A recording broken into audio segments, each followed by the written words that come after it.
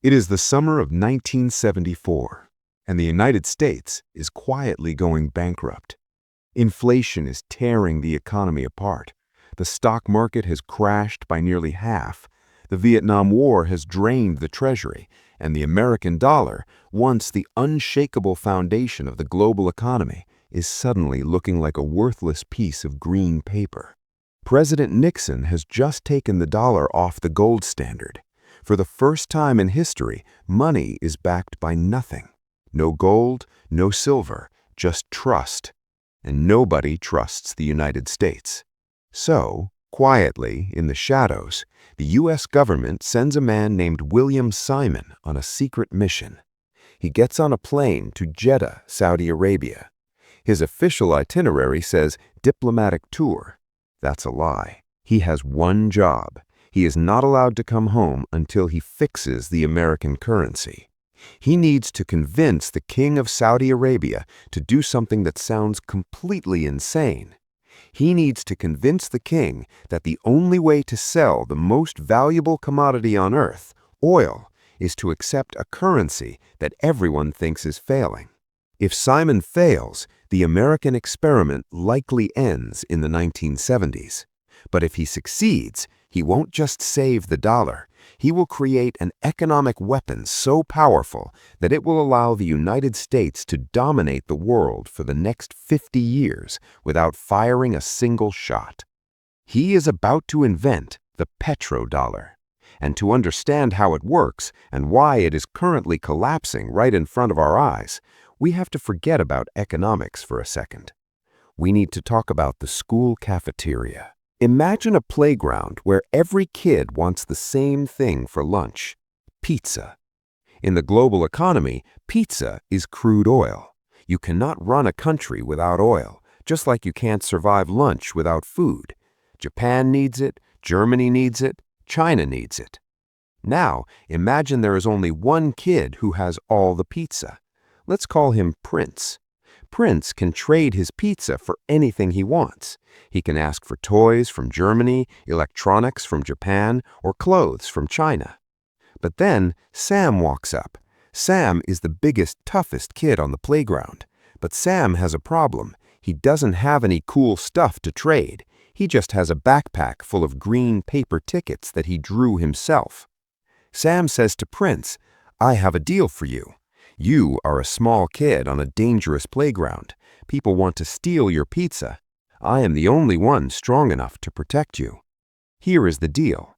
I will be your bodyguard. I will give you weapons to protect your pizza fortress. In exchange, you have to do one thing. You must sell your pizza only in exchange for my green tickets."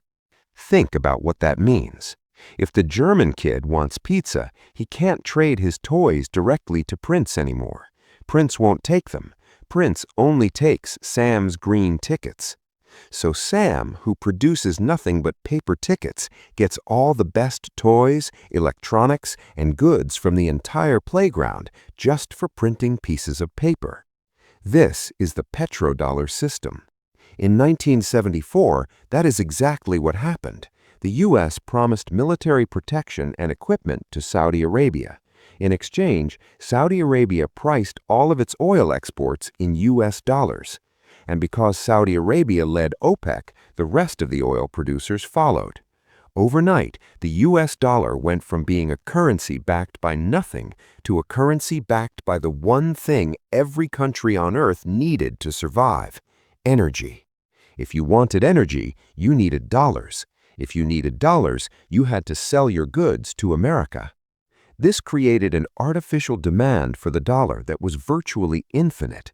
It allowed the U.S. government to do something no other country in history could do: run up a credit card bill that never has to be paid back. You see, there was a catch to the deal, a second part of the loop that most people miss. When Saudi Arabia sold their oil, they ended up with billions and billions of U.S. dollars, way more than they could spend. They were drowning in cash. So what did they do with it? They couldn't just bury it in the sand. Inflation would eat it alive. So the U.S. said, "Why don't you lend it back to us?" The Saudis took the dollars they earned from selling oil and used them to buy U.S. Treasury bonds. A Treasury bond is just a fancy IOU. It's the U.S. government saying, "Thanks for the cash, we'll pay you back later with interest."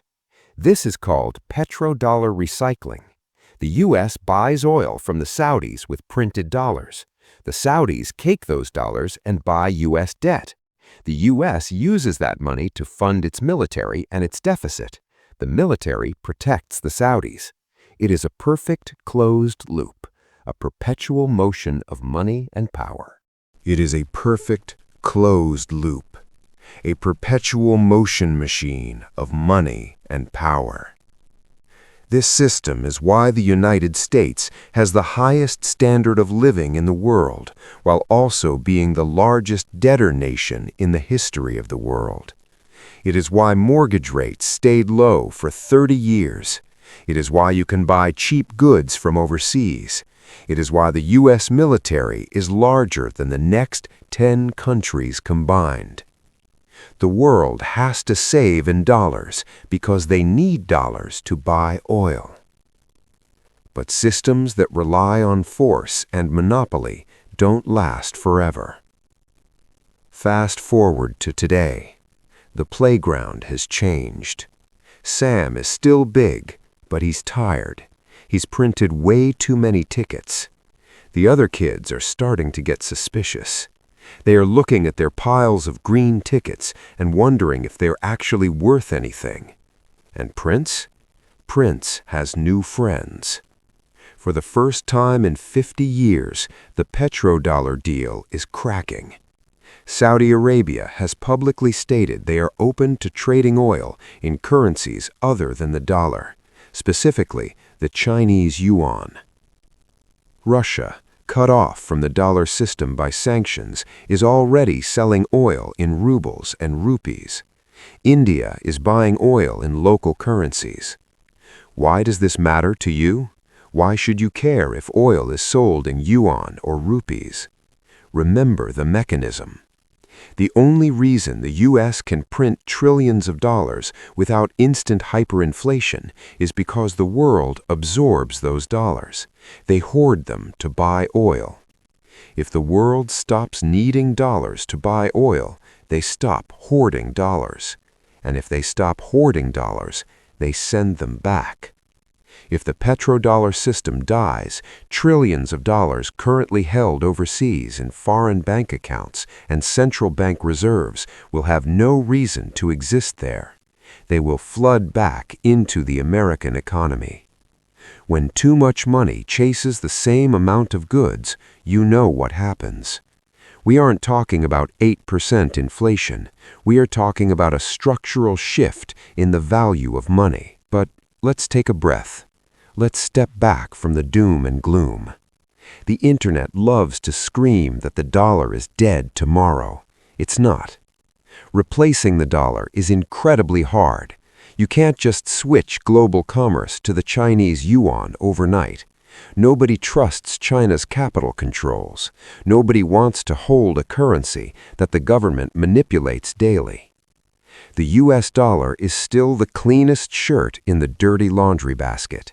It is still the deepest, most liquid, most trusted market in the world. The petrodollar isn't going to vanish on a Tuesday afternoon. It's a slow erosion.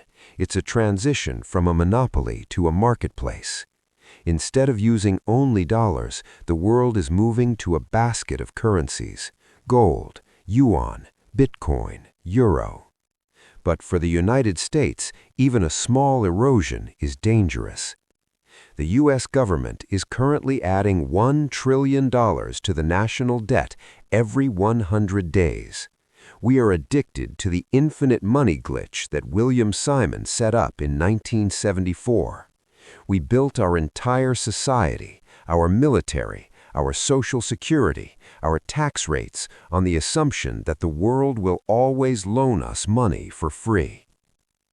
If the petrodollar weakens, that credit card gets declined. Interest rates stay high. Buying power drops. The exorbitant privilege of being American begins to fade. The arrangement that saved the West in the 1970s was brilliant, it was ruthless, and it worked. But every deal has an expiration date. We are watching the end of an era. The question isn't whether the petrodollar system is ending. The math says it has to. The question is, what comes next? And when the tide goes out and the dollars come home, will we be ready?